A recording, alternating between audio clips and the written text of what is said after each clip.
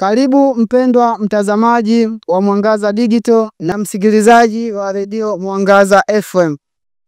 Sikilize ujumbe wa Mtakatifu Gaspari wa siku ya leo, ikiwa leo ni tarehe 4 mwezi wa 6. Humo ndani ya moyo mtakatifu wa Yesu tuweke moto mtakatifu wa upendo. Humo ndani ya moyo mtakatifu wa Yesu tuweke moto mtakatifu wa upendo. Wapendwa katika Kristo, leo Mtakatifu Gaspari anatusisitiza akituambia tuweke moto mtakatifu wa upendo ndani ya moyo mtakatifu wa Bwana wetu Yesu Kristo. Ni kweli kwamba Mungu anatamani kila mwanadamu ampende yeye na kumjua yeye kama Mungu wake na muumba wake. Tena anatusisitiza kuwa yeye ndiye Mungu anayestahili kupendwa na kuabudiwa chini ya jua. Kwa moyo wetu wote na kwa roho yetu yote na kwa nguvu zetu zote. Rejea Injili ya Mtakatifu Mathayo sura ya 22 aya ya 37. Mtakatifu Gaspari anatusisitiza juu ya utakatifu wa upendo wetu kwa moyo mtakatifu sana wa Bwana wetu Yesu Kristo. Hii inatukumbusha na kuturudisha nyuma mpaka mwaka 1673, mwaka 1674.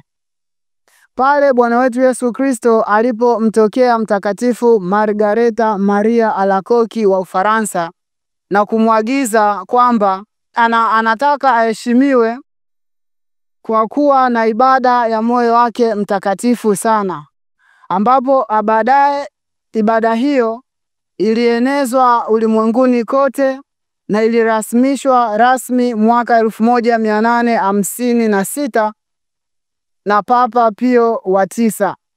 Aliruhusu rasmi iingizwe katika kalenda ya kanisa ili iazimishwe ulimwenguni kote. Hivyo basi, ndugu wa Kristo, hasa wa Katoliki, tuilinde mioyo yetu na kuifanya kuwa makao ya upendo wa Bwana wetu Yesu Kristo, kwa maana katika mioyo ya wanadamu ndipo mnatoka mawazo mabaya, uchoyo, usengenyaji, matusi na mambo kama hayo. Rejea Injili ya Mtakatifu Mathayo sura ya 15 aya ya 19.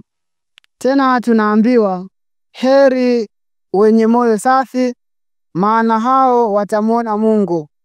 Rejea Injili ya Mathayo sura ya 5 aya ya 8.